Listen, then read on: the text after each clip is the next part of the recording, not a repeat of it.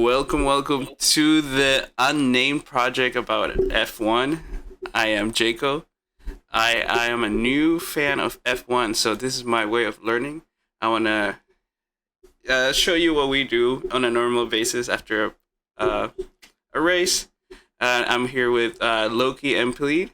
Loki, how you doing today? Doing pretty good. I am Loki. I am a semi-new fan. I guess new in the grand scheme of things. I've been watching religiously every race for the past 2 years. Um, Drive to Survive, of course, brought me in. Since then, I've gone to one race in Austin, Texas last year in 2021 with plans to go to races next year. Super exciting. Love the sport. Right up my alley. And then what about you, Pleat? How are you? Doing good. Obviously, I am Plead the fifth. I followed F1 as a kid, watched it with my dad. Fell out of it for a while. Been watching pretty religiously since 2016 with Nico Rosberg's championship season. So I guess I would make me the old head of this group. And yeah, Drive to Survive brought me back in for the most part, honestly. And obviously, the fight between Nico and Lewis was amazing that year. Didn't bring out the great side of either of them, but one of the first races I got to watch was Max's first win that I watched in full coming back with the wreck between Nico and Lewis at turn 3 at Spain. So In Barcelona, right? Yep. Yeah, Catalunya. Yeah. What a race to get back into it. Yeah, watched it off and on. I was like, I really need to sit down and try and watch this. I think that's still one of the yeah, that's one of the most highlighted wrecks I've seen. It just keeps getting played. And it will get played forever. It's just so epic. Yeah. So one of the main reasons teams love to control and have a 1-2. That's right. So yeah, I also got into it because of Drive to Survive. Me and my wife just watched it and we're like, hey, I wonder when the schedule is, and then we looked it up and there was a race the next day. We woke up at 6 a.m. to watch it, and yeah, haven't slept in since. Yeah, Sundays used to be my day where I could at least sleep until 10, and now it's yeah. No, we're up at weird hours trying to watch races. Sometimes it'll be 1 a.m. Yeah, we're ready for Japan Sunday morning. Yeah, Japan. Yeah, it's a grind when this is the sport you like to watch and not get spoilers on. Oh yeah, yeah. I have to shut you guys up whenever I missed it. Yeah, which we're gonna have to get you to not miss things anymore. Well, yeah, I can't. I think one of the things. Stop sending you instant push alerts for who got qualifying or who got pole and who won the race immediately after it's done, because they understand people don't watch it live. Yeah. Yeah, the North American base is screwed for most of the year. Until USA and Mexico.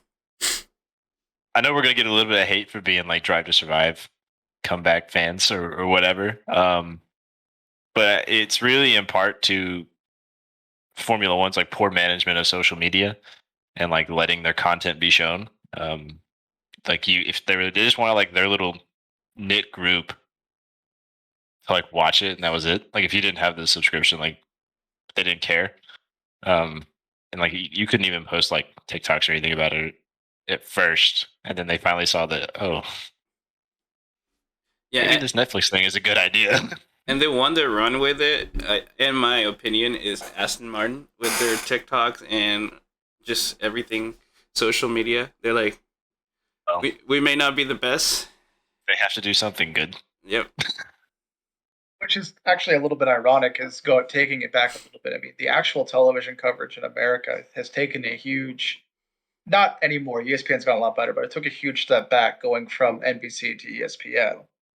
Because we used to get the 1 hour pre-race on NBC, the actual coverage of said race, and then the post-race. And now you get ESPN cutting out 5 minutes after the podium as Sky is going into the analysis, which sucks, but it kind of is what it is. Yeah. It's better to have that than absolutely nothing.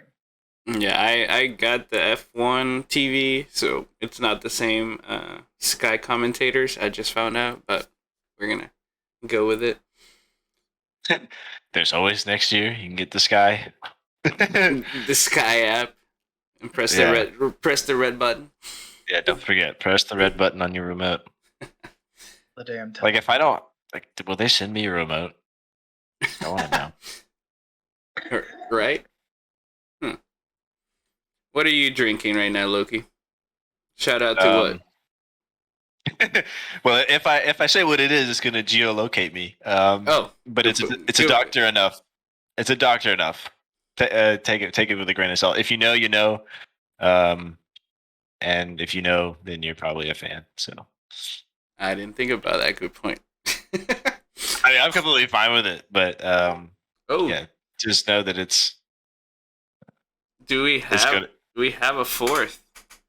Hello. Hello. Don't let me interrupt. Well, join us. Do you have your camera on? I do not. I'm sorry. Well, you should have it on. To contribute. All right. Let's introduce Soldier. Soldier is he's gonna write our intro later on, so we're excited about that. That's some big shoes to fill. Soldier, how are you doing? And give us a little background about yourself, about F1. Doing good. Let's see. Little background. I mean, you want the life story here? What are we looking for? Well, your relationship to F1. There you go. Relationship to F1. Okay. All right. I've always been a big racing fan. However, the big F1 interest came about a year ago when I actually had folks to watch it with. So this guy. That's yeah, exactly. Yeah. All right. Yeah, he'll write an intro. He's a musician. He doesn't like to be on camera, as you can tell, but we'll get him there. Hey, this whole format just went full audio, so I'll take it. You're like, bye. Camera off. I am the Pelican of Pelican Point Music. So, legend be told. Look, he's already plugging his channel. Wow. Yeah, just popped in here to plug. Sheesh. And I'm out. Thank you, guys. Bye. So what did I come in on? What was we got chatting about? We were talking about kind of talking about how we got in. So you didn't miss much. We just finished the introductions. Okay. Yeah. And now we're gonna move on to a little recap on the races. Let's see if everybody remembers. Off the top of your head, what do you remember about Bahrain? Tragedy. Ferrari not screwing it up. Yeah. Red Bull screwing it up. Red Bull screwing it up. Fair. Checo doing a 180 into turn one, the second to last lap with his entire transmission engine locking up and thinking this time that's going to cause a huge wreck. When your engine seizes, the wheels kind of stop. Yeah. That's pretty much it. That's what I remember. Just Checo. Nah, not happy about that. Should we say what fans we are on? Which teams? Let's let people guess. Okay. Yeah, let people. I think it'll be obvious for a few and probably less obvious for others. Yeah. Yeah. And there's good, most likely we're all going to be fans of someone on the big three. But it doesn't mean we're not fans of people down the line either, Good point. We're not diehard fans of a specific team, from what I've noticed. So. Yeah, if you were out talking smack on Haas, I wouldn't come over there and break your nose. The only American team? Yeah. God, I could do a whole soapbox on that. Right? Are you ready for Sargent to show up?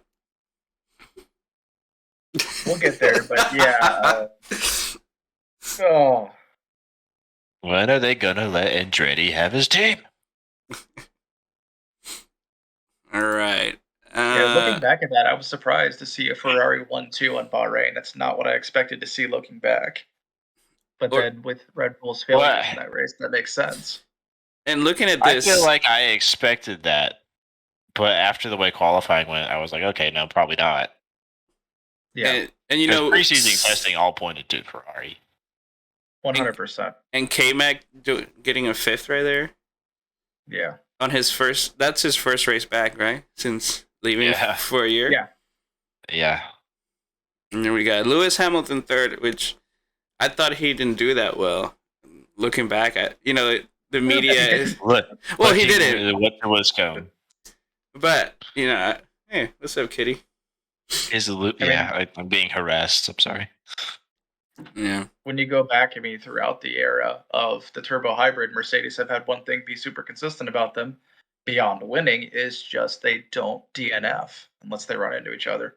But fair. Yeah. Yes. Without collisions, they do not DNF. so Yeah. them running into all these podiums because of Ferrari and Red Bull makes sense when you think about it. Yeah. True. And all right, then we got the Saudi Arabian Grand Prix, which In my opinion, mhm. the best race of this year so far. Yeah, go on. I think we saw the best racing in Jeddah. The DRS battles between Max and Charles were just, I mean, they were epic. It was nothing short of epic. Yes, now that you mention yes, and we have just all the top four just fighting it all the whole time, if I remember correctly. Yeah, and it was hard. It's hard to describe. Like they were just figuring out how to fight, like the DRS battle With the new cars. cars. with the new car, because like first it was like, oh, we just go for DRS and run with it, and then it was like no, like you got to be, and going into the second zone, like you have to be behind, otherwise you'll never make it. You'll never surpass the DRS. And that was Lewis's race of that was Lewis's comment after the race. Is there even a point for that position when he came in 10th? Yeah, And that's when I think everyone realized, oh, Mercedes is in trouble. but then Russell just chilling in fifth somehow. For like 8 races. Yeah, and then we had Nico right there, Hulkenberg. That was his second race. Mm-hmm. Hulkenberg. Yep. That's right. And then we have the Australian GP. And what happened there, though? I see Leclerc won. Yeah, Australia. Checo, Russell That Hamilton. was Yeah, Max caught on fire in that race. Yeah, that was his on fire race. He was on fire. Yeah. Yeah. Oh, and we. At Oh, least Danny Rick didn't hit a drainage ditch this year. this year. It's still not much better. He Yeah. got 6th. And then One of the very few races actually fighting with Norris. Vettel coming back to a DNF after being sick with COVID, right? Yeah. All right. Then we have the Emilia Romana Grand Prix. A 1-2 Red Bull. Oh, a Norris, Norris podium. Yeah, Carlos Sainz forgot about that. DNFing that race, kind of starting to show the cracks in Ferrari with strategy and with the car itself, honestly. Yeah. And Fernando Alonso also DNF. I don't remember what happened to him, but it's Fernando Alonso. it is Fernando Alpine. Then we got the first Miami Grand Prix. What did you think about that? As a U.S. citizens, do you like it more? That there's more races here now, and there will be more races in the coming year. This I got mixed feelings on the Miami Grand Prix. I do like it, but it is a weird thing. I don't know. this could be an entire soapbox. I mean, but yeah, there's so many good racetracks in this country. That's Like that's my even whole look in point. Florida is like Sebring. Sebring is a couple of hours from Miami. IMSA races there, and the Endurance WEC races there. It's probably too bumpy for F1, but you have so many tracks in this country that could host F1. Watkins Glen used to do it. Yeah. Bunch of, I mean, you can go to Laguna Seca, which is picturesque and probably perfect, but probably not wide enough. Well, yeah, And Laguna instead Seca you is a little bit build in tight. a car park. You literally Yeah. build in a car park outside of an American football stadium with Yeah, I fake think water in around boats. Like it's Oh, the fake it's water not a got good me. look. The fake Yeah. And water. we're doing it again with Vegas. This is actually a discussion that I've had quite a few times. Number one, Miami, it was a little too much of a fiasco with the track design with the fake water. But to your point about tracks in this country, there are beautiful tracks. Some of which I think in the Carolinas has a great one. I forget the name of the track. And you bring up Laguna Seca. Great point on that one. I'm not sure the cars could run it. It's what, a 3-story drop for that that what is it, a jank left drop down 3 stories to a right-hander. It's an S's, yeah, it's an S's drop. I mean, I would love it, but yeah, that's just kind of one. But there's also like Virginia National Raceway. There's the track in beautiful, Alabama that IndyCar starts the season with. There's, I mean, we wouldn't want to go back to Indianapolis. That was a fucking joke last time. But sorry for the cursing. I probably shouldn't do that on the podcast. But I mean, Indy, they redesigned that road course to take out the banking, so you don't have that issue, and you can change tires now. Indy road course is wide enough. It's FIA Grade 1 certified. Why are we building a car park? The Indianapolis circuit. So I actually got to drive that circuit a few months ago. It's awesome.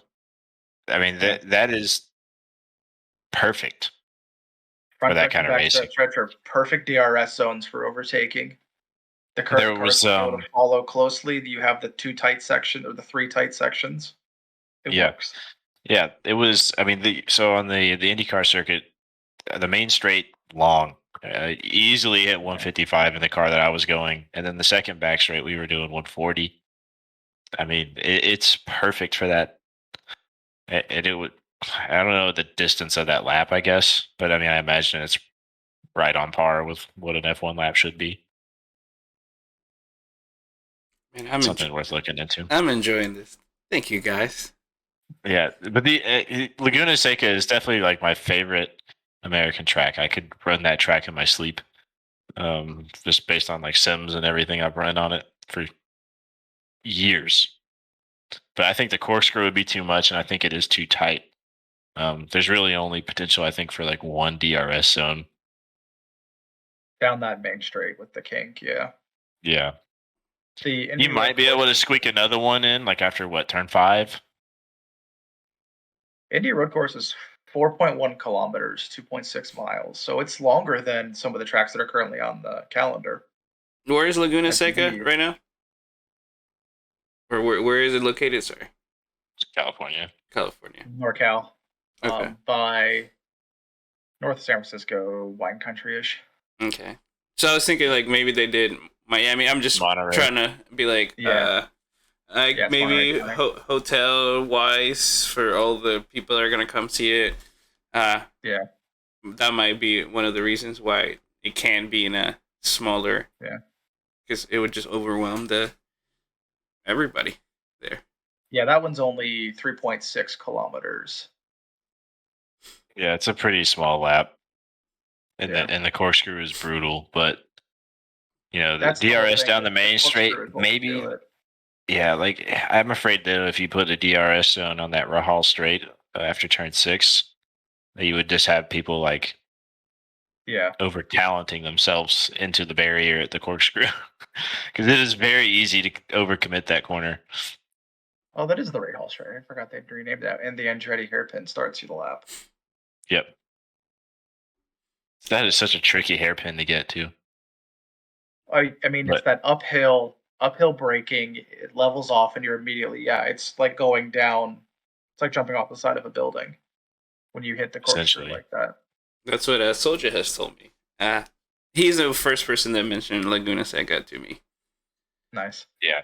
When you run that track the first time, like from a cockpit view, you just turn and you hope you hit track.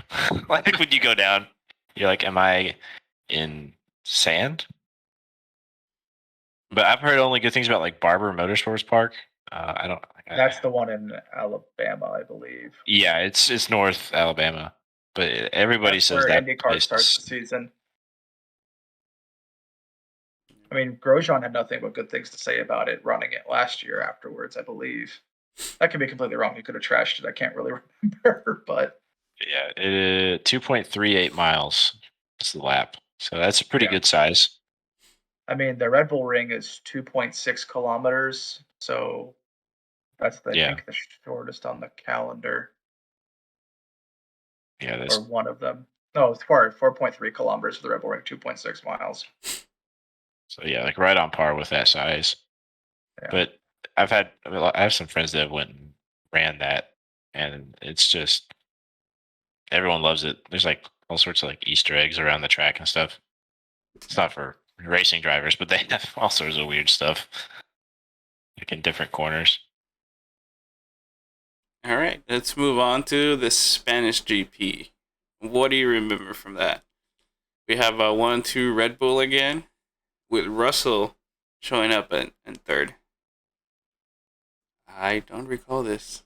I was excited about it. Yeah, I was excited Yeah, about it. yeah, I didn't remember much of the Spanish GP. I think Was that might be this the only one I race- overslept. Yeah. The Was this the race where Aston came out with the new side pods and copied? I thought that was a little bit later. It's a little bit later. We have Leclerc DNF on that one, and Zhu. How do you say that again? Zhou. Zhou. Thank you. Zhou. Zhou Guan Yu is how he prefers Sure. it, I believe, this year. Sure one. Okay. I'll get better at that. I think Soldier can attest to that. I can never say it right. All right, then we got Monaco. Beautiful race, if I remember correctly, with a driver I'm not very fond of, obviously winning it. Yeah. Sure. I almost. Yes. No, actually, it was. We gave away the goat on not revealing who we're support real quickly there. Right? Should I not put my shoes up here? No. I have their shoes. Anyways, but that was a fun race to watch, to be honest. I don't know about you, but I might be biased because of who the driver that won it was. But it was really exciting. It was my first actual Monaco race that I watched live, so I think that's why it was. Monaco is special for the sights, but not really much for racing. Strategy is what holds the race together, and Ferrari pissed that one away. Ooh, wait. Yeah, I know stuff we're going to discuss later in terms of how we opinions on strategies and team performance throughout the year. But Yeah, this was a turning point. This is where Ferrari started to panic. There you go. We got the red light now. Ferrari. Ferrari, you know.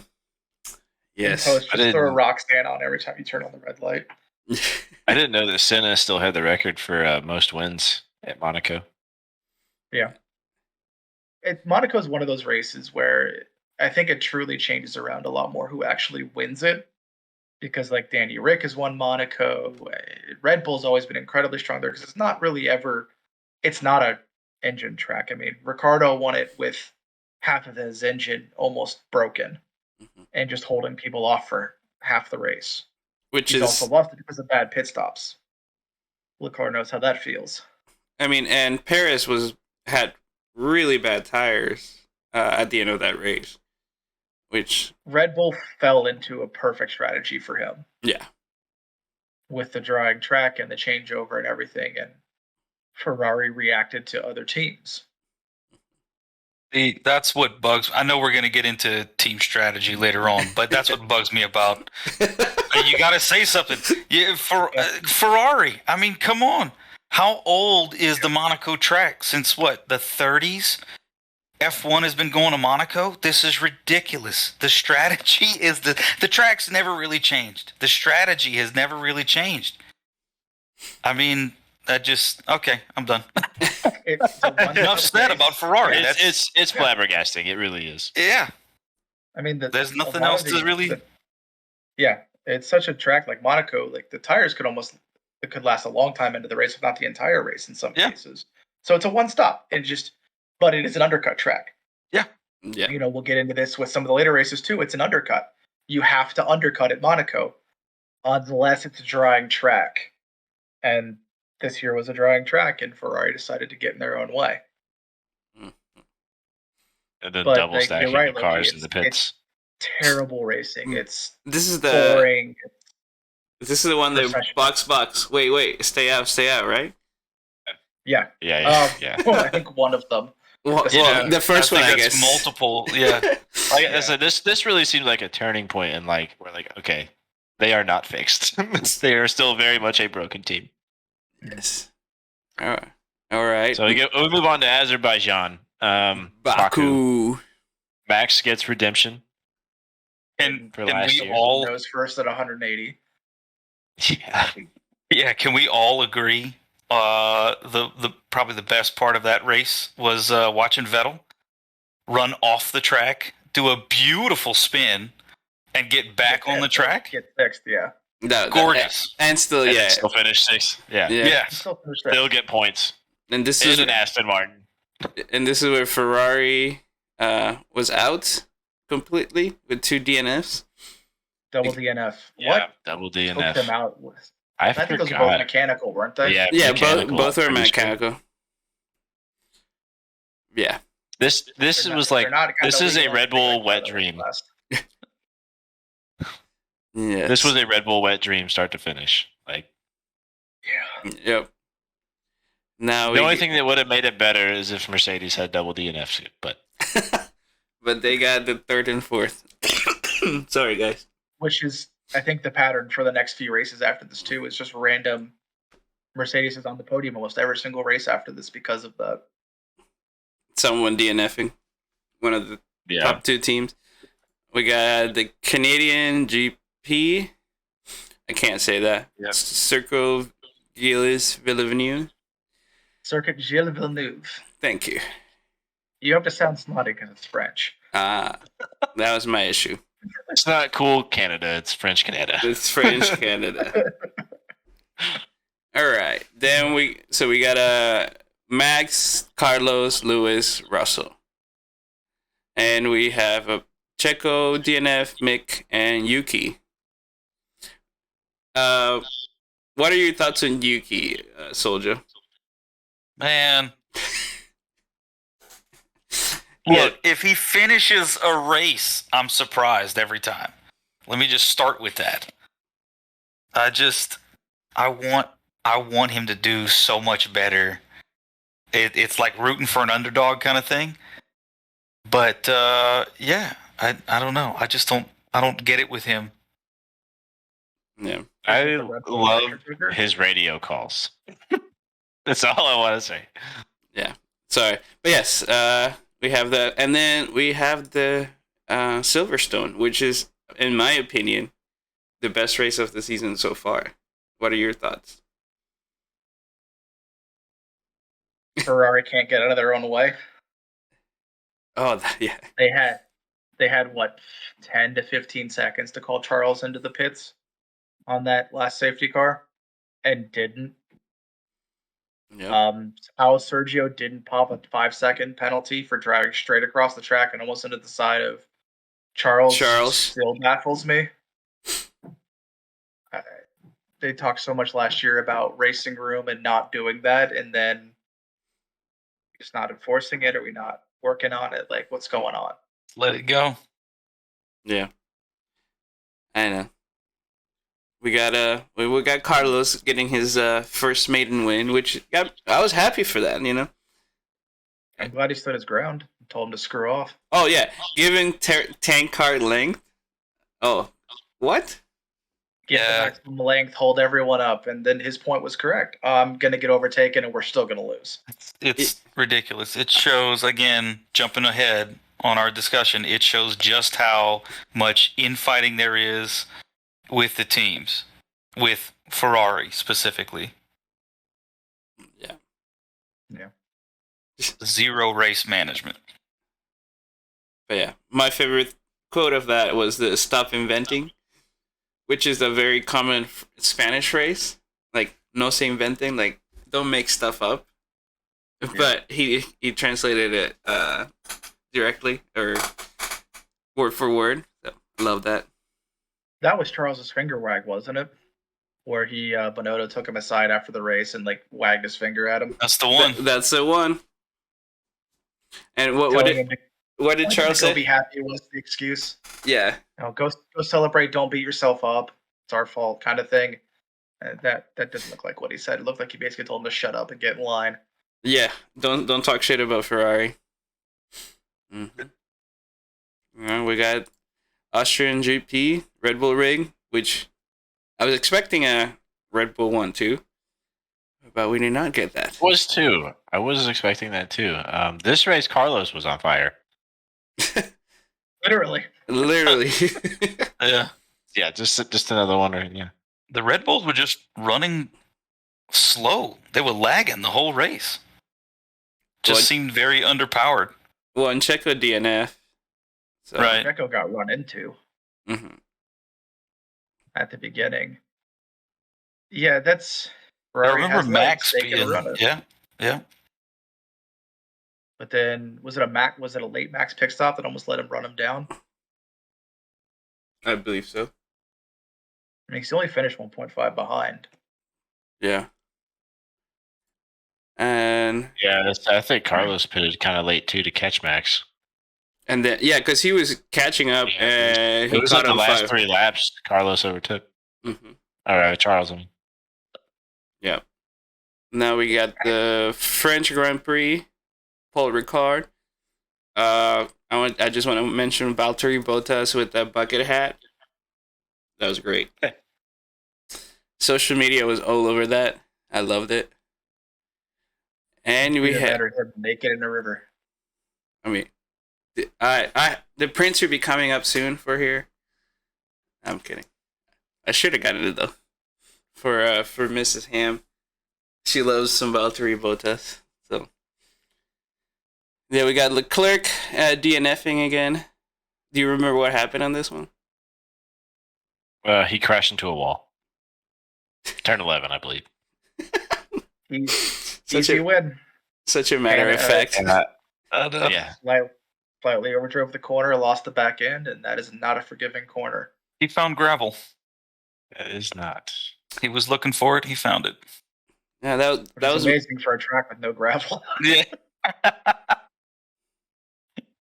See, was it turn 11? Those stupid mind-bending lines. Yep. Yeah, he didn't have a good time. Oh, that's the one where he screamed, right? Yeah, the radio call was not good. Yeah. It was not good. It was up there with the I am stupid from Azerbaijan a few years ago. Yeah, this was more of pure frustration. This is like a Darth Vader no, you know? Yeah. Except actually acted well. Yeah. Maybe this is his villain arc starting, you know? He's going to wreck Max for the rest of the season. And then we come up to current times. The Hungaroring. Hungaroring. Ferrari again? Not on the podium. Yep. This is Lewis and George on the podium with Max. And they actually... I don't have much to say about this one. Max Verstappen pulls literally a 360 spin and wins the race still. Yeah.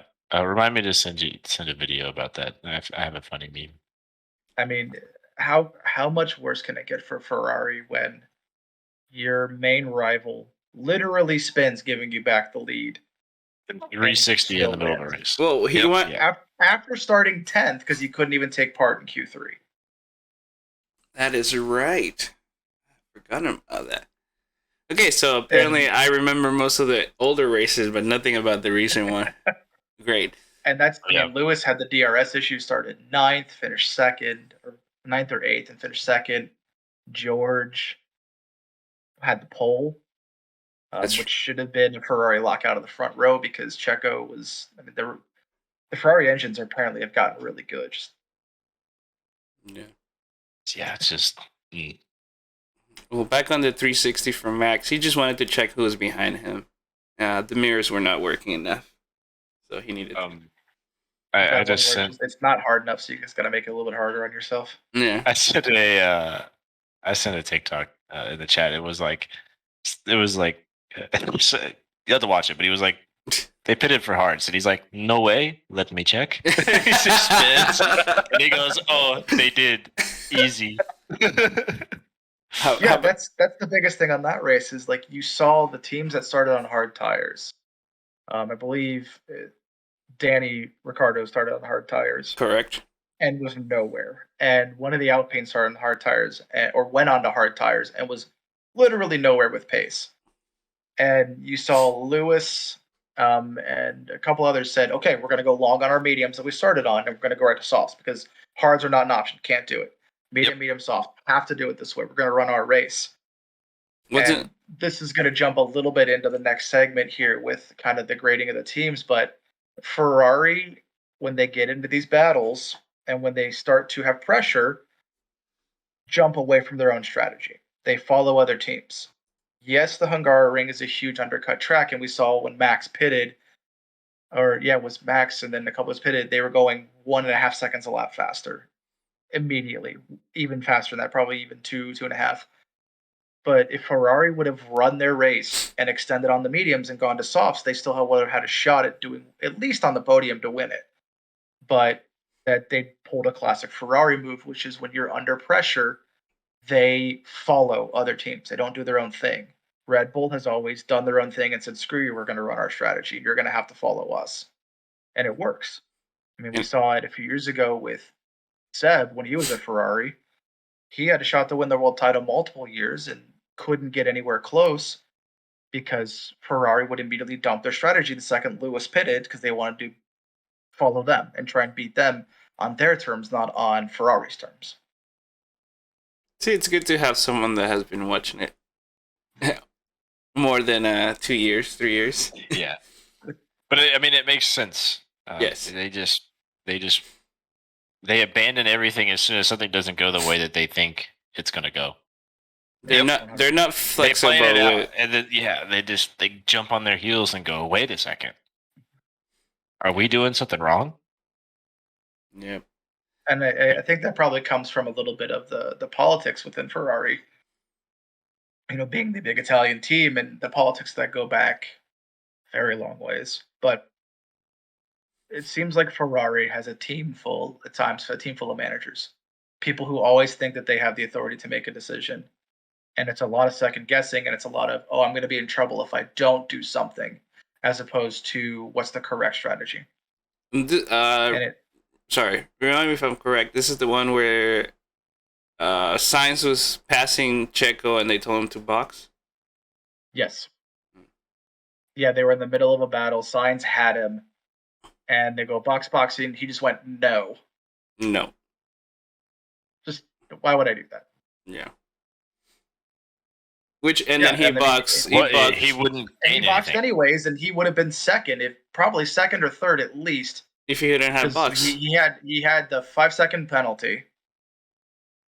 And so when he pitted, he had to serve that. Then he went on to softs, and then they tried to run it. Whereas if they would have just let him stay out, he probably would have done better. If I'm remembering, if that's this race. Yeah, I think that is. This is that race, yeah.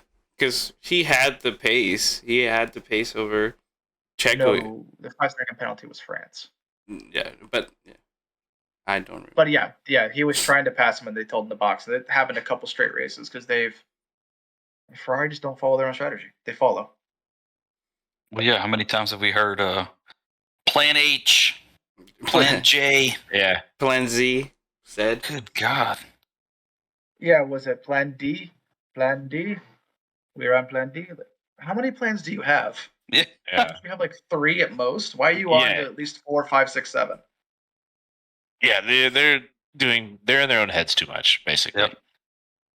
Agreed. It's gone away from racing and gone to like mental battle.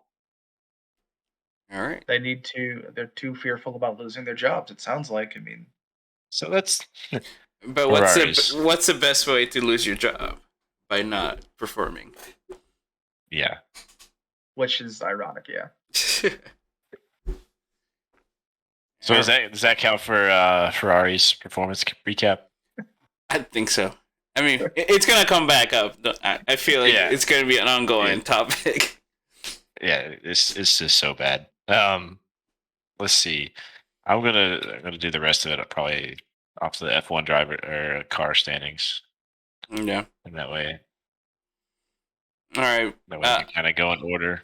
Yeah, I'll go with. Let's start with opinion on team performances and improvements. We'll start with Red Bull as their number 1. Yep, as they are in third place. Yeah. Wait, what are your thoughts? Let's start with Soldier right now. I mean, I can't really say that they've improved so much, but it seems like they try to take notes from every race and they try to learn from it, which pays dividends race after race. Yeah, simple as that. All right, Plead, thoughts? Yeah, I mean, they do what they kind of have always done. They lock it down, they run their race, and they're going to make you bend to their strategy. That's what they did when they were pestering Mercedes back a few years ago. That's what they're doing now. They are going to run their race. They're going to run their race in the way that makes sense for them. And if you want to bend to what they want to do, great, they'll take it. And if you don't, they'll still probably beat you because Max is probably the fastest driver on the grid. Yes, he definitely is. Senor Loki? When Red Bull is on top, they are generally really on top. Just a very competitive team. So as you saw last year with Mercedes, like they were just right there, like just on their heels. Like it is, no matter how aggressive another team got, they were ready for it to match that energy. And when they're on top, they just like to do the dominant thing. There is no mercy rule in the sport. Would probably like to see a little bit more strategy maybe in Checo's favor now that Max is so far ahead. Yep. All right. Team number 2 is Ferrari, which I'm just going to say they're too much in their heads. And we're not going to go over to the next team because if not, it would just a Ferrari. We will spiral. Yes. All right. We got Mercedes. All right. Loki? Oh, Mercedes. They are having a weird year. But still find themselves in third. And I think they're going to finish second, personally. To stay off the topic of the red car. But I think that their overall solidness is gonna put them up there. I think in the next 2-3 races you're gonna see that flop. That swap over to Mercedes in that second spot. George, underrated right now. He's in the same car as Lewis. They could be interchangeable. So good improvements to the car, good strategy. It's Mercedes. It's Mercedes. I like it. It could be an ad right there. All right, Soja, thoughts on Mercedes? Yeah, I got to second the notion that it's just a weird season for them. Early on, I got the feeling that they were kind of, in disbelief a little bit. Changes to the cars this season, that kind of thing. Going to the 18s this year instead of the 13s on the tires. I know that had to mess Lewis up a little bit, but I mean, as a team, I don't know that I get like this this bit of like fallen from grace kind of thing. This mentality of the team where they feel so bad that they're not on top as much as they were last year, and it's just kind of weird for them. It's a weird place for them to be. But yeah, other than that, I mean, they're doing much better as the season goes on. So that's good to see. All right, Plead, your thoughts. Yeah, I mean, to echo what everyone else says, probably to put my own, probably very bluntly point on it, they have no business being where they're at on this grid. They came in with a car that just wasn't the right direction, but this is, I don't know if it's the mentality that comes from that team, from the top down of, okay, you're not going to take defeat. You're going to keep striving. You're going to keep getting better. You're going to keep improving, finding out what you know. And that's why they were, 7 times consecutive world champions. That's why they've been so dominant recently. It's this not settling. It would have been a lot of teams in the past would have come into the season with a car that wasn't right, that didn't go in the right direction. I mean, look at to reference history a little bit, the 2009 McLaren was dog crap. It was terrible after Lewis won the world championship, and they arguably should have been more competitive for the team's title, and they kind of folded after that. But Mercedes, I think, are the most improved team on the grid so far this year from beginning to now because they don't stop fighting. They shouldn't be 30 points behind Ferrari for second. They shouldn't. They should be fighting. They should be much closer down to fourth than they are to second. But it's just the mentality of that team is they're going to keep fighting. They'll take the scraps that Ferrari and Red Bull leave them. They'll take their podiums and they're going to run with it. And I can see them winning at least one race this year going forward, just because they have that mentality to keep striving forward. All right. I mean, to your point, just when Lewis says, we just want to say, this DNF, whatever, to save the engine, and the team was like, no, we can still get points. And they ended up getting points. I believe that was when he got 10th, but it's still points. Still having a point for this position. Yes. Correct. All right, we got Alpine. Let's start with Loki. Again, I guess. I think Alpine's another one of those teams that they found themselves in a weird spot. Kind of thought they'd be better, but you can't really expect to be higher than they are. But I thought maybe they'd have more points than being 205 points down from the next closest spot.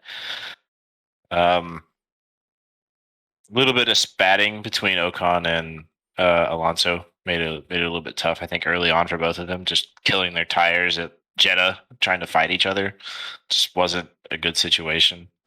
There was still a Alonso DNF there, but he was looking really poised to do well. But as a whole, I think the team is just kind of solid in the direction they're moving. They really got to move forward a little bit, though, with McLaren on their heels. Yeah. 4-point difference. All right, Plead. Alpine. Yeah, same point. I'm curious to see what they're going to look like going forward, and how the Alonso. I don't even know how to describe it, but just kind of pulling the wool over the eyes. His last second decision to jump. I'm curious to see. I want to see them bounce back from that. It's now the third time Alonso has effectively left that team. That Renault factory style team. So this one seems to hurt more. But Otmar is a good manager of a team and is used to working with weird and low situations from his time at Racing Point and Force India. So I think they can definitely solidify fourth, especially if McLaren can get their car better. But I want to see them react. I want to see them do well. All right. Soldier, to yeah. Yeah, really nothing much to add based off of what y'all said already. I mean, I kind of it almost feels like they should be higher in points than what they are based off of history of the drivers and how good they are, but they just can't seem to lock it in together. But yeah, that's about it on that one. All right. We have McLaren. And who wants to go first on this one? You start this one. I'll start this one. Okay. My thoughts are that they should be higher than they are. I feel like they.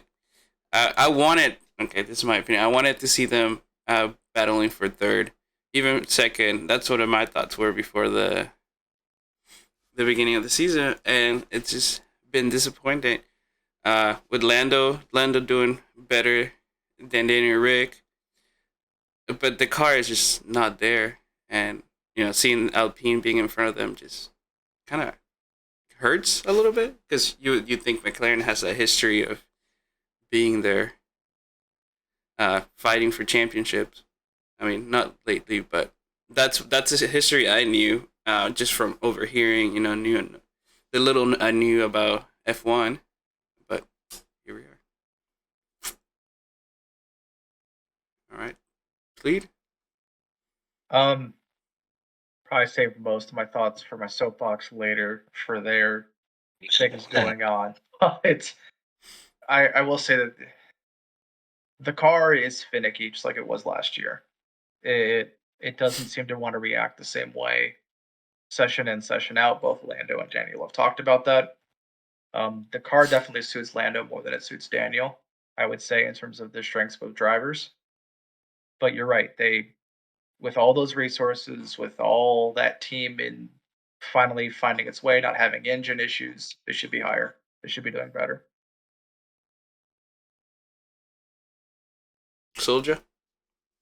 Yeah, I think it may be more of the drivers not meshing together well enough as a team.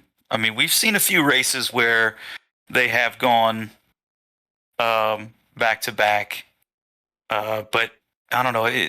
To me, it almost seems like their driving styles aren't working well. And Norris just seems so hot and cold. Ricardo, I don't think ever really came back, not yet anyway, from his former self, if you will. But Norris is very, very hot and cold this season. So I think it's more of driver working together issue for the team. All right, Loki. I kind of piggyback off that. I feel like McLaren hasn't built a car around Daniel. They kind of made it clear that Lando is their guy moving forward. But they've really got to figure that car out. It doesn't really suit either one of them great. Lando's had his moments this year where he's really shined. But other than that, he can be fourth or he can be 12th, and I'm not surprised by either. So I think that says a lot about it when you look at the front runner teams. Other than the red one, you say you look at Mercedes and you go, okay, well, George is in fourth, but Lewis is in eighth. What happened? But you don't get that kind of question mark with McLaren. You're like, okay, Daniel's sixth and Lando's 12th. Okay, cool. And next week it's Lando fourth and Daniel in 18th, and you're like, well, that's just McLaren. So they just have some stuff to really sort out going forward. I think it's the orange. They need to ditch the orange. Go to silver or something again. Give that another shot. Go back to the McLaren Mercedes livery. Yeah. With, essentially chrome. Yeah, go back to chrome. They have chrome wheels. Google Chrome. All right, we got Alfa Romeo. Plead. Valtteri Bottas show. He's got all but 5 points for them. They are overperforming, or he's overperforming the car. I think Zhou, while still coming to terms with it, the car's okay. It's not spectacular. It's not terrible. It's probably, honestly, they're probably a bit higher than they should be. I think they've definitely overperformed slightly this year, and a lot of that is Valtteri. And if they can use his knowledge, they have a great amount of improvement they could be doing.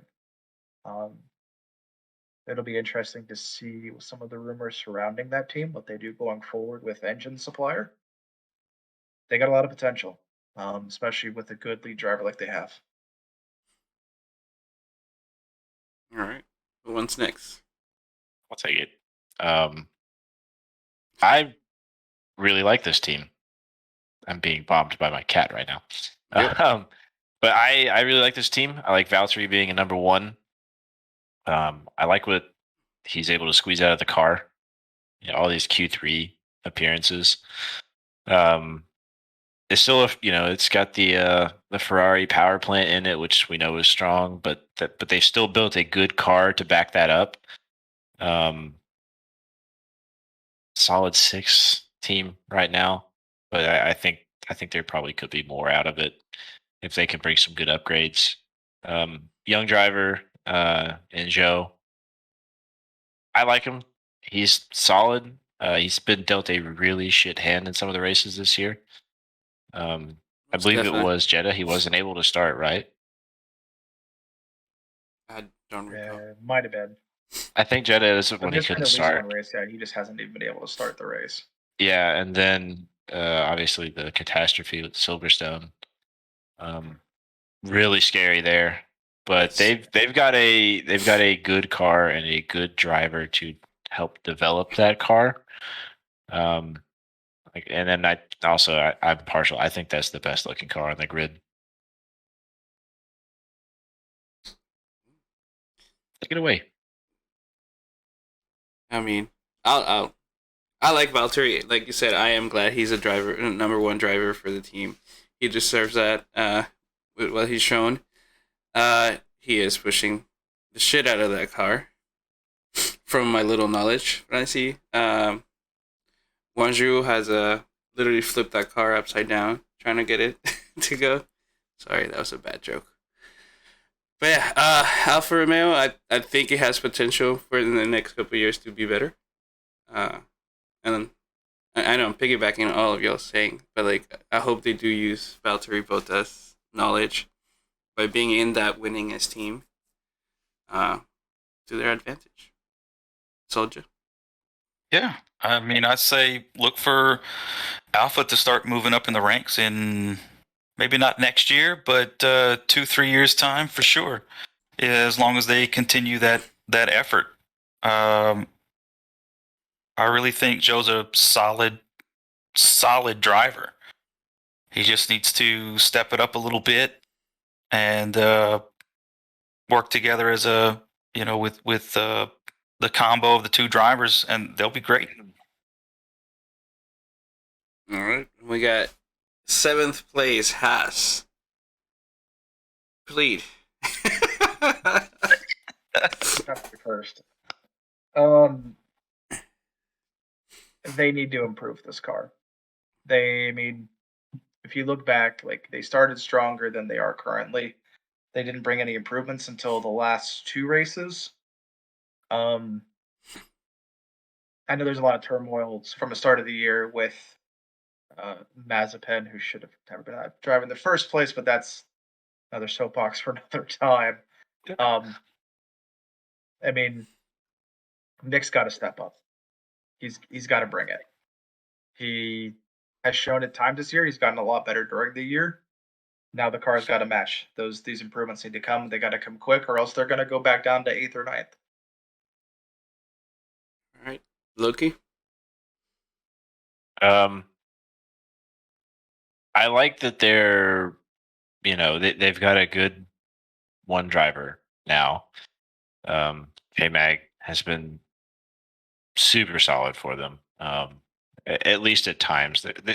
The car hasn't had any upgrades, like he said, until a couple weeks ago, if that. It did look like white lightning at first. Now it's kind of meh. I kind of wonder if there's a lack of funding with no title sponsor at the moment. But yeah, I want to like the team really bad, but you're just not getting the drive out of Mick that you want. Yeah, it's pretty much what you can say about them. All right, Soldier. Yeah. I really can't dispute any of those points. I mean, I do think, I really think it comes down to inexperience with Mick, and you know what, especially with Mick, and you know what, maybe as a team as a whole, they've got a lot of growing pains to do, especially when it comes to power in the cars. I just don't think they're there, but then again, that goes back to the point about having a solid sponsor too. So, money brings victories in this sport. So, Yep. I mean, they weren't even. I think they're still going to end up way under the budget cap too this year. They've taken on a bunch of staff from Ferrari. They've opened that facility in Maranello, like across the street from Ferrari. So they're definitely making the right moves and saying the right things. But like you guys both brought up, I mean, with Gene funding the team solely again, how does that really fit for them? yeah, they want it bad enough, but it's just not enough. Yep. Gunther Steiner can only take you so far. He has all the memes though. For me, has been. It's been the team that surprised me the most in a good way. I expected them to be bottom, as have they been this last few years that I've been checking. So it's kind of nice to see them, trying to get up there in the midfield. K-Mag, like you guys mentioned, has been, incredible with that machine. Mick has had what 2 good races recently, and hopefully that keeps going, and they can get more points and actually try to go higher than that. But I'm impressed with where they are. All right, next we got AlphaTauri. Let's start with Soldier. Not much to say, honestly. Yeah,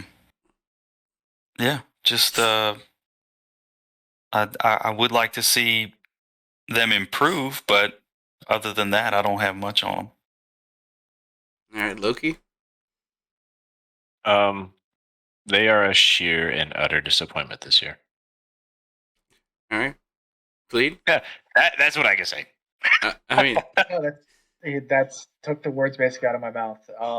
You can't call this year for them anything but disappointing after last year. After challenging for outside of the top 4 to be in 8th, Pierre's not having a great season. Yuki's not having a great season. It's disappointing. You can't call it anything else.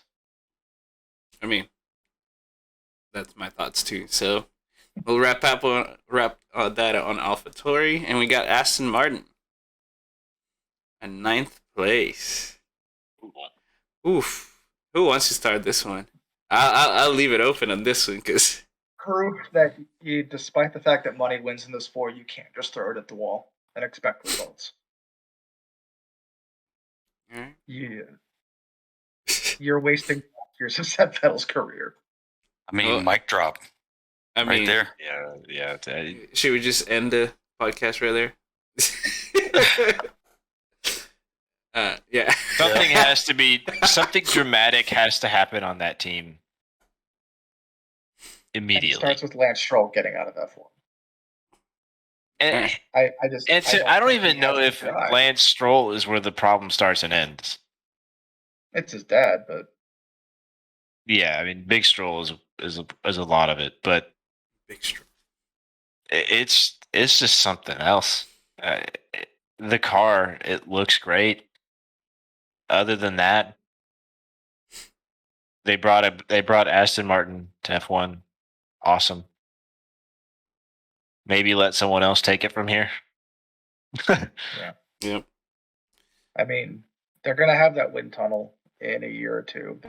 They are investing in their staff and things like that, but the biggest thing that's come out of that team is when Stroll is around Lawrence and is in the facility, people don't feel like they can do anything. Is from what all the rumors are that he comes in and he wants control, and like Otmar's left, and Emilia took a new job, which you don't see in F1. So there was a lot of tension there, and he wasn't given a gardening leave or anything. That is a former Racing Point and Force India team that always overperformed their machinery and their money, and now they're well underperforming it. Anyone else? Soldier? Nope, no comment after that. No. I mean. All right, and we get last place. We got Williams. How bad does it have to be before you tap out? I don't want. I try to keep it together. Look, I don't want to live where a Williams team is not in Formula One, but it's got to get better. Yeah. Mm-hmm. The car is just absolute nothing this year. You were what? Yeah. 7th or 8th last year. You were last the 2 years before that. You knew these regulations were coming. You supposedly had this huge influx of cash to design this vehicle or design this race car for years, and this is what you come up with. And, Latifi has 0 points, and until a few weeks ago was 21st on a 20-person grid behind Hulkenberg. Yes. Albon has 3 points, and those have been celebrated like the second coming, like when George Russell used to score a random point, or Latifi. Yeah, and to Albon's credit, he's done fantastic in that car. While the other driver, the fact that he has 3 points is a miracle. Yeah, no, absolutely. Albon came back this year with a chip on his shoulder. It seems like he's done really well, super solid. That great drive with what? How many laps did he do? 65 or something like that? Was it Canada? I think so. I think it was 57 laps. Oh, there you go. Yeah. Which is ridiculous, and that's where the points came from. Yeah. But it was amazing drive. Like we kept looking at it as like, has he pitted? And to my newbiness on this one, we're like, why would you pit them if he was gonna get whatever place? And then we read the regulations. We're like, oh, damn it. Because unless it's already, they have to change the tires. Yeah, change. Yeah. So, but different. Yeah. But I think that's all we had to say about Williams. Any more? I mean, I think Loki said it all with that first comment. Been holding that one in for a few days. He's like, I think it begs the question of, does this team change their name going forward at some point? Because they are no longer owned by the Williamses. The Williamses are not in the sport. This is Doralton Capital owns them now and has a huge influx of cash from different investors. Do you change the name to try for a fresh start? What would you change it to? Who knows? At this point, Albon basically leads the team, so he can probably call it whatever he wants. There you go. All Just right. call it AA. Alex Albon or Alcoholics Anonymous, because if you're a fan of them, whew. Yeah. All right. We'll do driver performances, and should be a quick one. Let's do like 2 words about each driver. That's a challenge. Sum it up in like 2 words. 2-3 words. How about that? Yeah. I'm done. All right. We'll go in order. We'll go Loki, Soldier, Plead, and myself. All right, Max. Super Max. Ooh.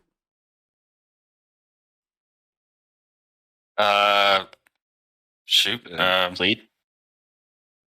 Soldier, right? Does it make Soldier. Continuously improving.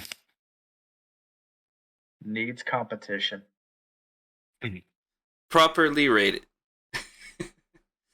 All right, we got Checo. Oh. I gave you the Do worst. better, please. How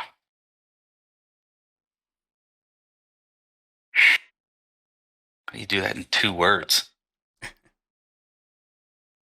or 3 helps. 2 or 3. Short paragraph if you need to.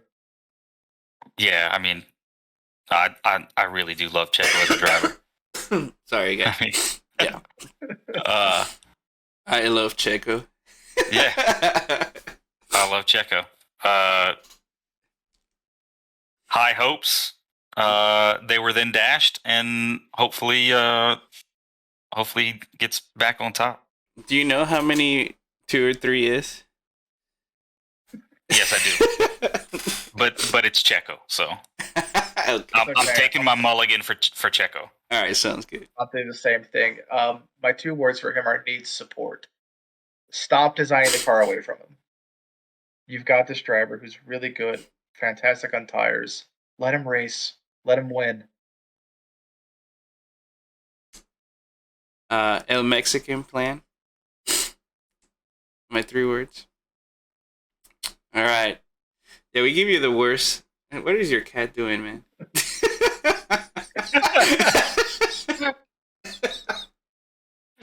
View. Yep. Good job. Bug outside? What's going on? He's like, I don't want to talk about this anymore. He wants to escape. Get me the fuck out of here. All right, we got Charles. Needs support.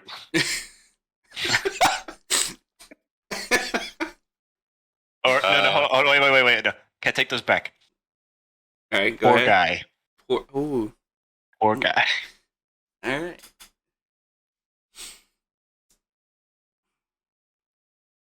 Immature.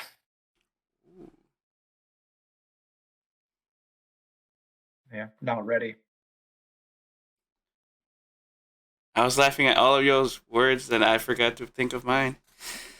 All right, Charles. Oh, damn it, I had to say mature with that one with all his coming soon villain. That's what I'm thinking. I mean, is there any driver that's harder on themselves for no reason? Things happen. You have to learn how to bounce back in the sport and come back stronger. And it seems True. like his wrecks and his issues affect him more than a lot of other drivers. He does take it really hard. Yeah. It does. Stuff doesn't slide off of him like it does with everyone else. Max can almost wreck 5 times in a race, come back and still win and not talk about it and doesn't care. Mm-hmm. Yeah. I just keep thinking about that no screen, which it feels human, but also you need to let go stuff. But I don't know how I would react as a driver. I'm not in that position, so take that with a grain of salt. Well, look at George and Lewis when they wrecked out of qualifying at the Red Bull Ring. Mm-hmm. That wasn't their reactions. They didn't beat themselves up. They didn't panic. They just were like, sorry, I lost it. All right, we got Carlos.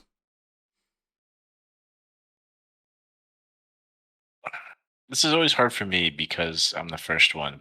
Time to think about the driver coming next. You want us to switch it up after? No. It's fine.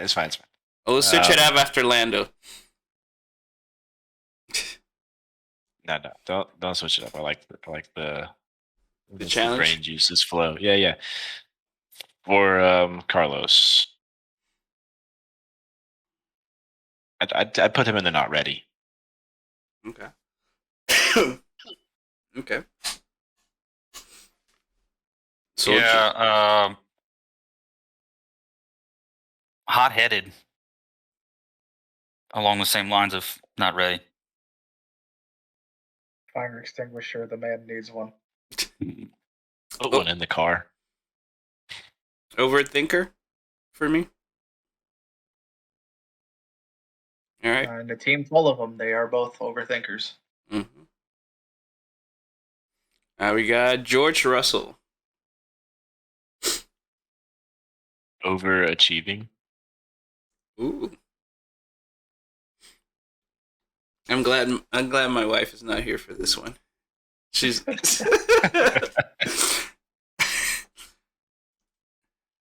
Soldier. Yeah, I've got a few choice words for him, but I will be Driving though. I will be respectful for the stream, not for George, and just go and copy overachieving. I'm leaving that alone. Separate rant. Yeah, there's several things that come to mind with George. Get a shirt. Get a Is shirt. one of them. We can leave it at that. Just get a shirt. Calm down. Calm down is probably what I'll go with. He just needs to calm down in situations. I get it. He's on a brand new team at the front of the grid where he's not so used to being, but he needs to calm down. I totally lost. At times he's perfect. Yeah.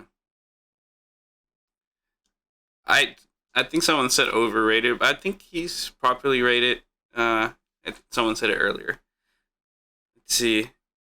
I mean, this has been used for him already, but consistent. Whether you like it or not, he has been consistent.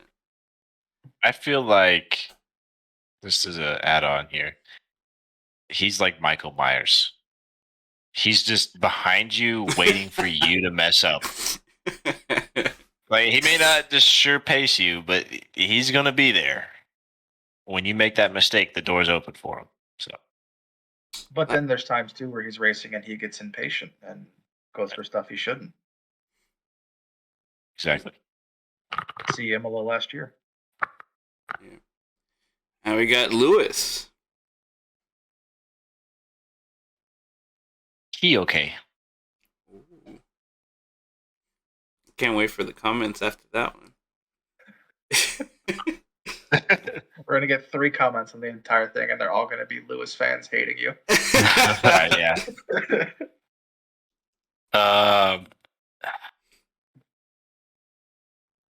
I mean the consummate driver. Consistent. I mean, yeah, he's struggled this year. Changes to cars, whatever. And it was bad there for a while. But I mean, he is who he is. He's a race car driver. He it's what he does. So Bad start to the year. He's only 12 points behind George now. Right. My word would be resilient. He keeps coming. All right, He's won one race every single year in the sport. There's a reason he's done it with bad cars. And we still got some time for a Lewis win.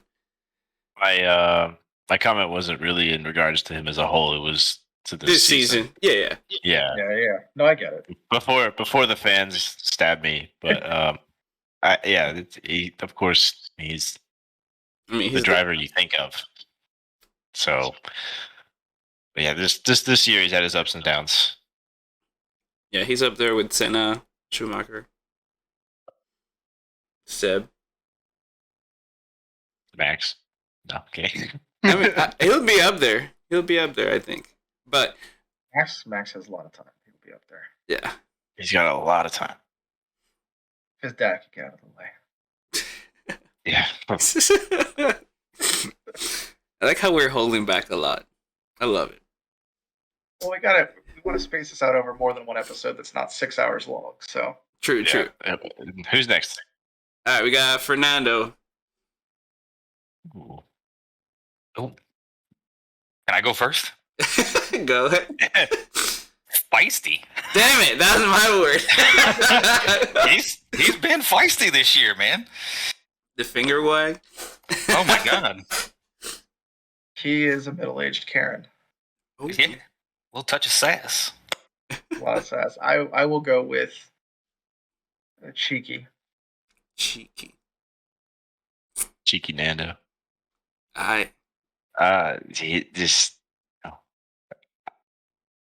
What are you doing? I ask myself that a lot right now. So that's what I'm going with. I'm gonna What are you say doing? passionate. I like his passion. Anyways, next one, Esteban Ocon. Who? Not That's fighting my your teammates. that's my no, not all right. Yeah. Please hit it on the head. Yeah. Yeah. Leave your teammate alone. Ask Checa how he feels. Yeah. It doesn't matter who's in the seat. Leave them alone. Yeah. Brutal. All right. Anyone else? Soldier. Any words? You already said it. No. Yeah. Oh. No. That covers it. All right. We got Daniel Rick. Drive faster. Please. Disappointing. Please come back. All right. We got Lando. Overperforming.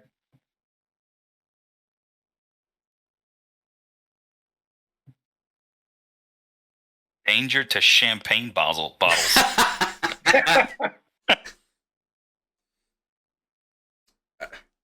Yes, I need another Complainer. podium. Complainer.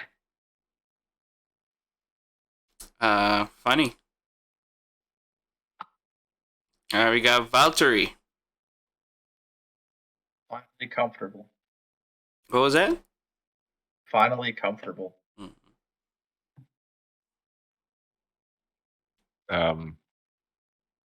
Always improving. Yeah, fighter. Overachieving. All right, we got Zhou Wanju. Needs to catch a break.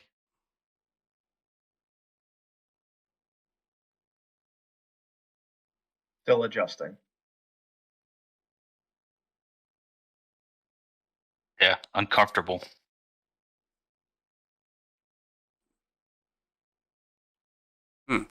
Needs to, I don't know, good student because he's improved. I don't know. K-Mag. The prodigal son. Hey. Exciting. I'm mad he's not in IndyCar because he's a really good driver, but he's doing great this year. Feisty. Yeah. Mick.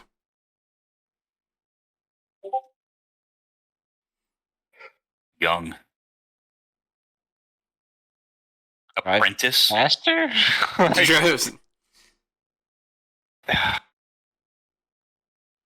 Can do better. Drive or leave. Drive or leave. I'm glad he's pushing this year to catch up to a better driver in front of him. He needs that. He needs competition. All right, next one is Pierre. Underperforming. Disappointment. What's going on? All right. Soldier, you got anything for that? Yeah, forgive me because I'm going to be rude. Punchable. It's fair. All right. I mean, Is that another Ask Esteban Ocon? Right. Now we got Yuki. Ah, come on, man. Yeah, Crash. Do better. All right. Oh man, Seb. I'll miss you. Danke Seb. Farewell. Please don't go. We got Lance. They Please might be go. Yeah. I won't miss you. All right. Albin. Doing a lot with a little. Yeah, overachieving. You got this. Striving. And we got Latifi, 21st driver. Get out. What are you doing? At least he's not 21st anymore. permanent DNF. I think the best way, the actual two words I'm going to use for Latifi are pay driver. Yeah. Yep. All right, that's all of them. And next topic. We've been at this for an hour and a half already. Yes. we could kind of trim this up if you want to. We can hit some of the other ones in the next one. Yeah, we're on kind of a middle road here, so if we want to just maybe cover the moves that have happened and leave it at that. Yep. All right, let's do the driver moves that have happened, and it might be another half hour. Yeah, that was actually my last category, so I do have to wrap it up. All right, thank you, Soldier. I appreciate it. All right, this was good though. We got to do this again. I mean, we got to.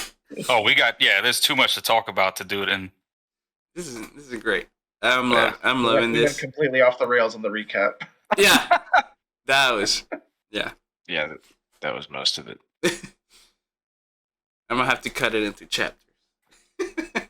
Yeah, we could always chop it into like another episode too. But I guess the first thing to mention about the drivers' moves, Alpine. What are y'all doing? Announcing a driver that Flavio. Yeah, that was. Why would you do that? There's just so many things that are just like the horror book on like things you don't do. Thought they had a guaranteed contract with someone who's pulled this before and done these last second I'm leaving type moves. That's his management structure. I saw someone else comment that it screams Flavio Briatore. This whole production with them and Piastri and Fernando leaving in the middle of the night kind of thing, and it does. Yeah, how do you do any of that? Like, I get it. Like, you missed the contract date for Piastri, supposedly for the renewal, expired July 31st. So you just announce him and hope he'll take it because they had heard rumors he was going to probably try to go to McLaren. Oy. Just that was just a disaster. No. I just as underhanded and shady as Alonso was in that, with the telling the management he was going to resign, that they had to work out the contract 1 or 2 years and he wanted to, and management wanted a 1+1 scenario. So they could bring in Piastri. Well, they didn't place him by the 31st, supposedly, which was the contract deadline. So they already lost him on that count. Then for him to leave in the night, it's underhanded, but Alpine just got caught with their pants down, essentially. They didn't do anything. They didn't make the moves quickly enough, and now they look like idiots. Yeah, it's just they really looked bad. Yeah. So does that still leave Alpine with an open seat? Depends on who you ask. That's a good question. I said, does Danny Rick feel that? Does he go back to quote unquote home? So the rumor has it is he's asking for 21 mil, right, for the rest of his contract. But if he takes another seat, then that money would be less. That's what I've got. Correct me if I'm wrong. Anybody? That's what I've heard. Is they're asking for the buyout of the complete payment of next year's money plus, because it's own.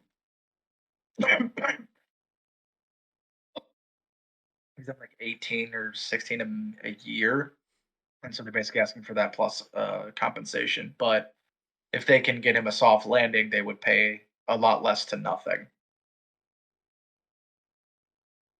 McLaren and their 5 signed juniors. Yeah, including Pato. They could just pull one out of a hat. Yeah. Pato. Pato.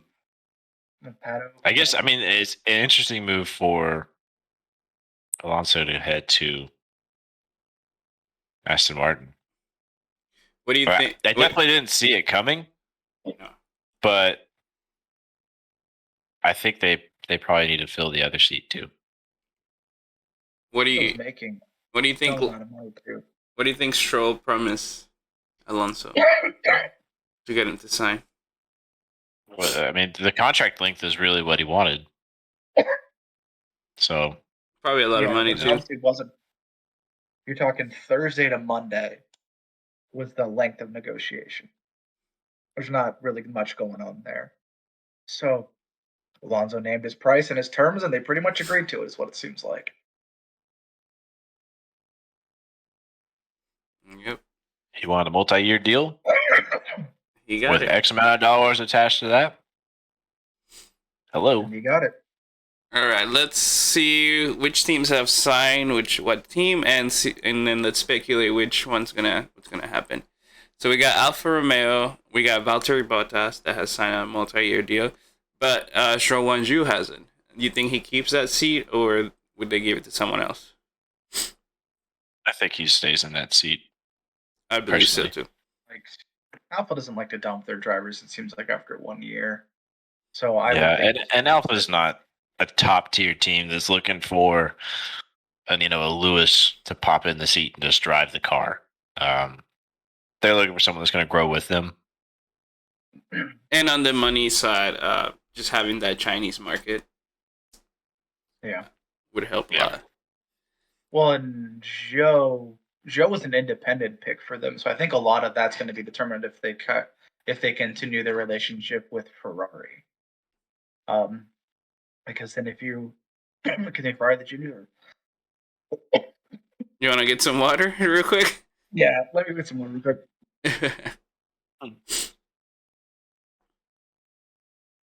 Yeah. You got some gummy worms, man. You do? Oh yeah. Getting a little hungry. Yeah. I haven't had dinner. I was supposed to order. Oh well. Yeah, we're supposed to cook today, but I've been sick, so we've just been doing Uber Eats. Yeah.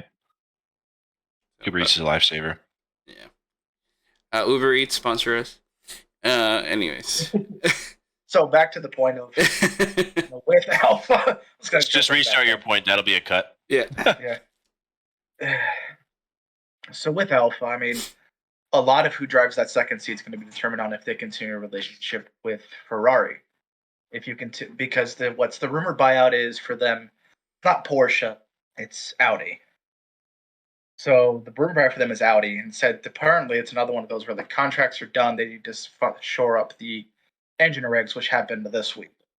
So if they continue with Ferrari, that does make the seat hotter for Joe, because Ferrari's going to want Mick in the sport.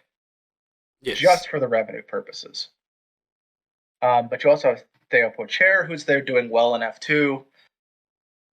If Sauber, let's call them by their base name without the sponsorship, Sauber, if they start to look towards Porsche or moving away from Ferrari, I think Joe keeps the seat, and he may keep it anyways, depending on what Mick does with Haas. Can I stir the pot? Go ahead. If you're an F1 boss, are you taking Mick or are you taking Joe? Mick. Mm-hmm. Definitely. I don't think I'm taking Mick. Just by I think I'm taking Mick. He's by doing name. better. By name, and he's doing better compared to Throw name away. Joe is. I say if you throw a Joe name away, though, has 5 points to Valtteri's 40 something. Mick has 16 to Kevin's like 22 or 23 or something in that range. So he's doing a lot better versus competition. it just is taking a long time to get there for me. What year is this for You just had Mick? an absolute. I mean, Mick. Yeah, I mean, it was a disaster last year, but we've even seen some disaster this year with him ripping the car in half twice. Part of that's down to the new car design. They designed it to do that, but after the crash that was Grosjean. But yeah, I get what you mean. Yeah. It's just, I don't know that I could do it. So you would take Wanzhou over Mick? Yeah, I'm taking Joe. All right. All right, we got AlphaTauri. We got Pierre Gasly with a new contract, and Yuki has not signed a new one. Does he stay or does he go? Who could they really get in place of Yuki? I think with Albon re-signing with Williams, Yuki becomes more safe. Yeah, definitely. Although he's been a disappointment this year, and his disappointment last year by his own words. Who in the Red Bull Junior ranks is going to do better? That's exactly it. Well, one that doesn't say a derogatory term on a stream. But Yeah. So we're saying he stays. That's the consensus. I think he stays. I don't think it's so much based on he should, but based on what other option do they have. Yeah. I mean, Liam Lawson is the only high-ranking Red Bull Junior. So who's doing well in F2? I mean, and he's probably not.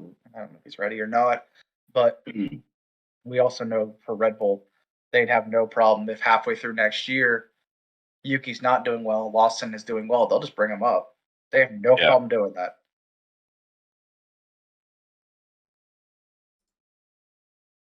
All right. How old is Liam Lawson? He's 20. Yeah, so he's still fairly young. He's young, but he's ready. He can come in. He's old enough to make it. Does he have super license points? Because that's always the big issue with these Red Bull juniors. What is that? Can you explain that? So basically, part of this is related to Max Verstappen. To throw it back, but you have to be 18 years old and you have to have an FIA super license. So you have to acquire the points in your junior categories and the various other categories to be able to get that super license, which is your ability to drive an F1. Like here in the US, you can technically get super license points for winning in IndyCar, that championship, but it's not enough. You have to essentially win it twice in a row to qualify for a super license to go direct to F1 from IndyCar here in the US. Whereas in F2 and F3, you get more license points. So as long as you do really well in those series, you can qualify. But you have to go through the junior ranks now, as opposed to Max, who went right in at 17 years old from a lower category. So that's what they established all this. Because Max jumped from F3 to F1, right? Is that what I got? Yes, but I think when Max did it, I can't remember if that was right before F2 started, the current version of F2, when GP3 was still the top-rated competition, or not. Okay, we can look it up for later. That's for a different time, because that can be a whole series. Yeah. I looked into it. It looks like Liam Lawson does have his super license now. It looks like he missed out on it last year by 4 points due to like a conjugal error of some sort. Conjugal? Maybe not conjugal. Where's that word I was looking for? Administrative error. He got married and he couldn't get a license? Yeah. No. It's administrative error. Blunder. Administrative blunder has left him 4 points short. So he missed out last May. Yeah. On getting it, and they said this year, just in July, he has a super license and he competes for Carlin in F2. Because part of that is doing your testing in the F1 car too, and having those practice sessions and all of that now. Which I imagine now he'll start getting his reps in that. I mean, the pictures that I'm seeing show him in AlphaTauri gear during an FP1, so I know he's done at least a little bit of that. And that could be why Yuki got to keep the spot. All right, we got. I guess we'll go with Alpine. Esteban Ocon has the seat, but we don't know who's going to be on the next one. There's a lot of speculation about that one. Is it Alpine or is it Esteban? Well, I know one seems to want to drive for them. Esteban's a hard teammate to drive with. I would have to say I would be cautious to join a team with Esteban as the second driver or first driver, I guess. Right, but he has. As a rookie, he's first. All right. So yeah, the speculation's still there. Like that's too much to go into right now, I think. And then we got Aston Martin. We got Fernando Alonso and a TBA, which is not a TBA. It's Lance. It's Lance.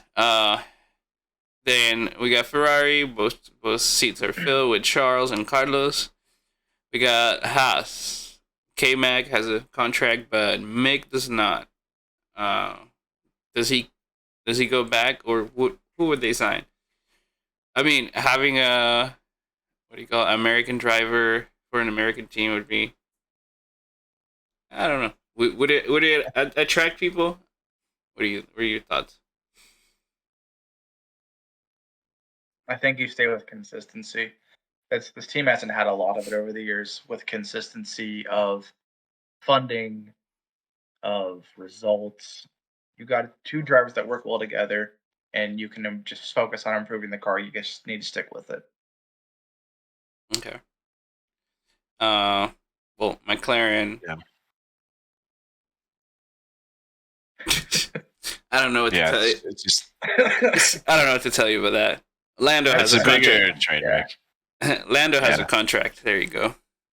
For Mercedes, we got Lando and like 4 people have contracts with that team. Yes. And then we got Lewis and George, Checo and Max.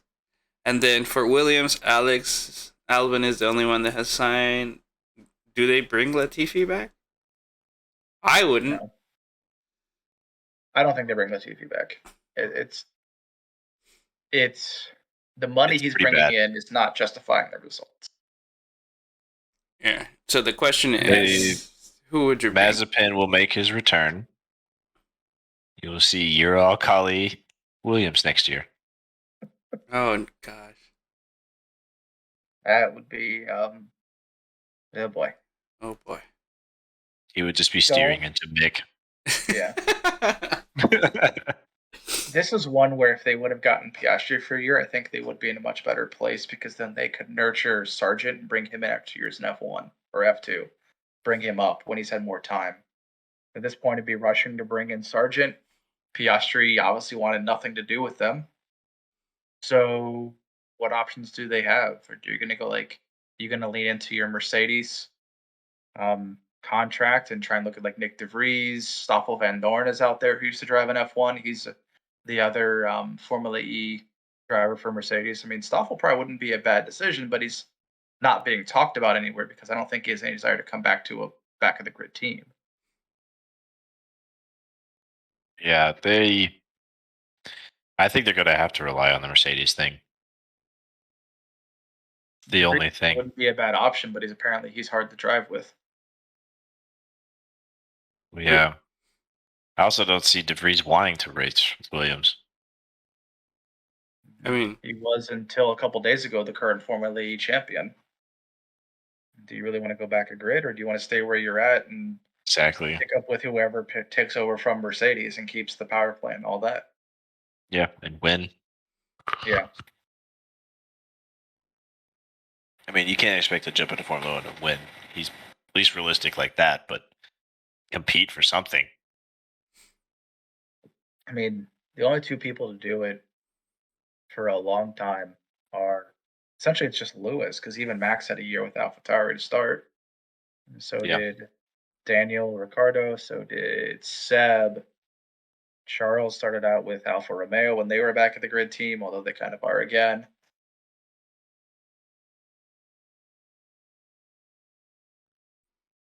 It's interesting. I'm curious to see where they go with it. Yeah. When do you think we'll find out about all this? I mean, the end of the season, right? Yeah. I think if we haven't heard anything now, I don't think it's going to be a summer break type answer. Williams will be the last thing to get figured out because all of this, McLaren, Alpine, and Williams, all at some level rely on Piastri figuring out what's going on with him.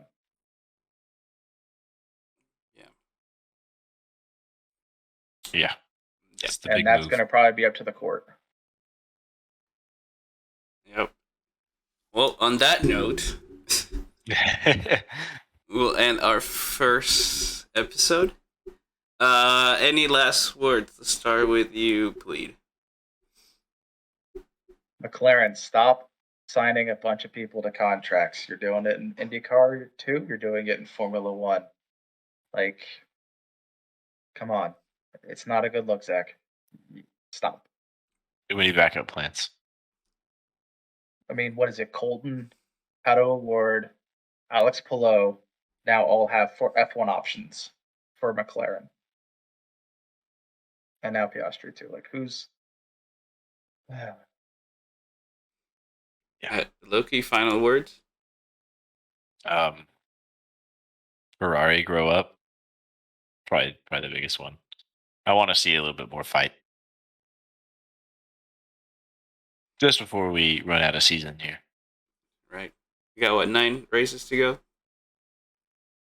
Yes. I believe. All right, my final word is for a team has to do better. I have not much to say about other teams, but this has been fun. I am looking forward to doing this again with you guys. Yeah. Next one, it would be a bit shorter. Grow and expand and adapt and learn and stuff. Yeah, this is our first one together. We talked about this all the time, but this is our first time in this format. So if you have any comments or ideas, let us know. At pleat@gmail.com. Get it all hit. I'm kidding. That's not a proper email. I'll make an email about the unnamed project, and then we can go from there. Thank you guys. Sorry, I'd like to jump in real quick here. If anyone is looking to learn more about Formula One and the history, another great podcast to recommend is the Beyond the Grid. So get your history in. It's great. It's a great sport. Love that everyone's joining in. It's awesome. All right.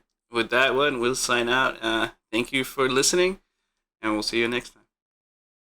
Yeah, it was a pleasure. Thanks for having me. Bye.